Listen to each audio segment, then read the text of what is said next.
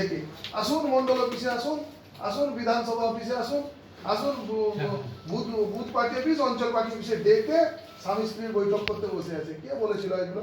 আমাদের কাজ। তাহলে থানাগুলোকে আমরা রাখবো কেন? তুলে দিই কাল থেকে। আপনারা যদি বৈঠক করে নিতে, প্রথম কাজ হচ্ছে জমি জমা সংক্রান্ত সমস্যা, দুই হচ্ছে স্বামী স্ত্রী মানে পারিবারিক যে সমস্যা কোনো মিটাবেন না।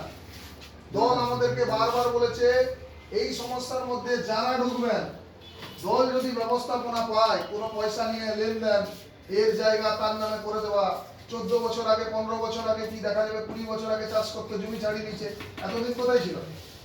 পুলিশ প্রশাসন ছিল, কোর্ট ছিল, তারা কেন যায়নি? যদি পুলিশ শুনেনি কোর্ট তো শুনবে।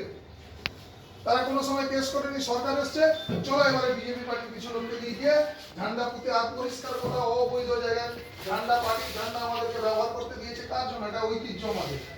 শত শত মানুষের প্রাণের বিনিময়ে ওই ঝান্ডা আমরা ধরি। কি করছে? জমি দখল করতে গিয়ে ঝান্ডা মারছে, লোকের দোকান দখল করতে গিয়ে ঝান্ডা মারছে।